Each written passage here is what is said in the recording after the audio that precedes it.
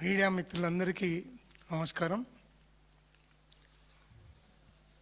రేవంత్ రెడ్డి ఈ రాష్ట్ర ముఖ్యమంత్రిగా ఈ రాష్ట్రానికే పెద్ద చీడ అని చెప్పక తప్పదు.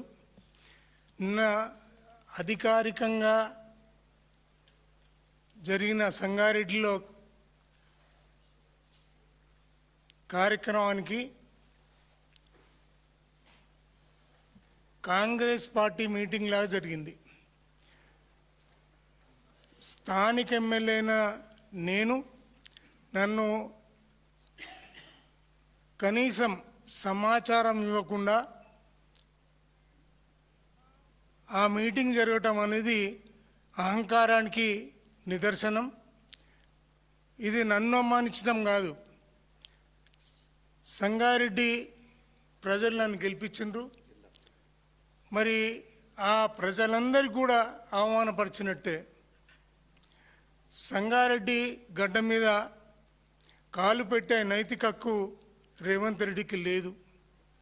ముఖ్యమంత్రి అయిన తర్వాత సంగారెడ్డికి కనీసం ఒక ప్రాజెక్టు కానీ ఒక పథకం కానీ ఏమి ఇవ్వలే.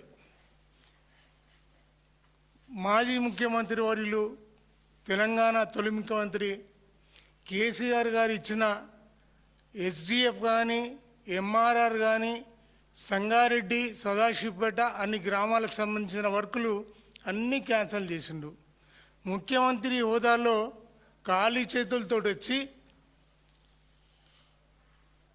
ఆయన శుష్కప్రియాలు శూన్యాస్తాలతో గాలి మాటలు చెప్పి పోవటం మరి సిగ్గుచేటు. అదే రకంగా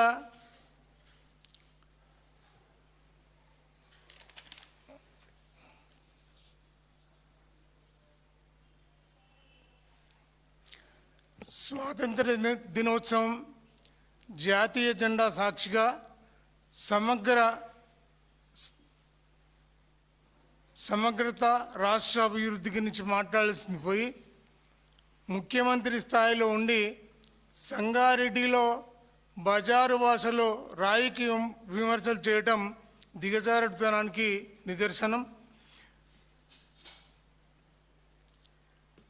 మరి సంగారెడ్డిలో నిన్నటి రోజు విద్యార్థి నాయకులకు యువకులకు అందరినీ ముందస్తు అరెస్ట్ చేయటం కూడా మరి ఇది తీవ్రంగా ఖండిస్తున్నాం. మరి శ్రావణ్ రెడ్డి అదే రకంగా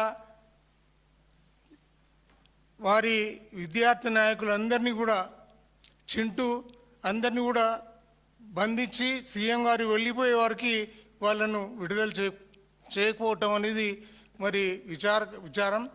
మరి అదే రకంగా రేవంత్ రెడ్డి ప్రోగ్రాం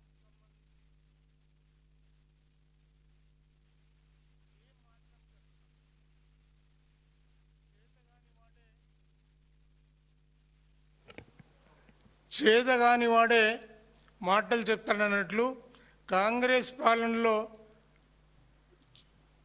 చెప్పుకోవడానికి ఒక మంచి పని కూడా లేదు. ముఖ్యమంత్రి తన అసమర్థతను దాచుకొని క్షుద్ర పూజలనే డ్రామాలు చేస్తూ ఇది తెరలేపిండు.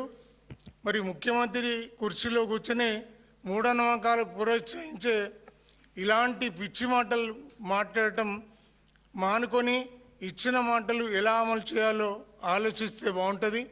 మరి అదే రకంగా మరి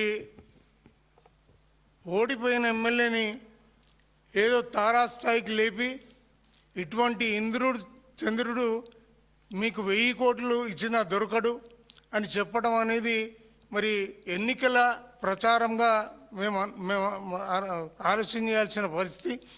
మరి అటువంటి వాడైతే ప్రజలు ఎందుకు ఓడగొడతారు? ఇప్పుడు అధికారం ఉంది కాబట్టి మళ్ళా కాన్స్టిట్యున్సీలో తిరుగుతూ ఉన్నాడు. ఆ తిరగటం కూడా భూముల కబ్జాలు అంటే టీజీఏఏసీ పేరు మీద దాదాపు 800 ఎకరాలు మరి ఈరోజు ఆయన అక్వైర్ చేసి మరి అక్కడున్న రైతులకి అన్యాయంగా మోసం చేసినట్టు పరిస్థితి. మరి ఇటువంటి చరిత్ర కలిగిన మీకు ఖచ్చితంగా తెలంగాణలో ప్రజలందరూ కూడా బుద్ధి చెప్తారు. తెలంగాణ ప్రజల ఆశీస్సులు మెండుగా ఉంటాయి. కేసీఆర్ మళ్ళా రావాలని కోరుకుంటున్నారు. కేసీఆర్ ముఖ్యమంత్రిగా మళ్ళా తిరిగి వస్తాడు. మరి ఖచ్చితంగా ప్రజలు ఎన్నికలు ఎప్పుడు వస్తాయని ఎదురు చూస్తూ ఉన్నారు. కాబట్టి మరి మీకు తగిన బుద్ధి చెప్తారు. మీరే శాశ్వతం కాదు. మరి మీరు ఇచ్చిన స్మార్ట్ కార్డు శాశ్వతమా? మీ ఫోటోలు పెట్టుకున్నారు, ఇటు మంత్రిది ఇటు ముఖ్యమంత్రిది. మీరు ఎన్ని నెలలు ఉంటారో మీకే తెలియదు. మరి ఆ తర్వాత ఆ కార్డు పరిస్థితి ఏంది? ముఖ్యమంత్రి రేవంత్ రెడ్డి మరి అదే రకంగా సివిల్ సప్లై మంత్రి ఆయన ఫోటో పెట్టుకున్నారు.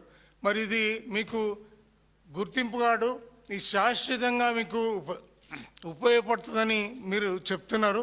మరి మీరు ఉండేదే శాశ్వతం కాదు. కాబట్టి మీరు ఇటువంటి చౌకబారు విమర్శలు చేయటం కానీ, చౌకబారు మాట్లాడటం కానీ ప్రజలు గమనిస్తున్నారు. విఘ్నులు, విజ్ఞానవంతులు, విద్యావంతులైన వాళ్ళు ఎవ్వరు కూడా మిమ్మల్ని మెచ్చుకోవటం లేదు. ఎప్పుడు పోతుందా మా పీడ అని చెప్పి ఎదుర్చుస్తున్నటువంటి పరిస్థితి.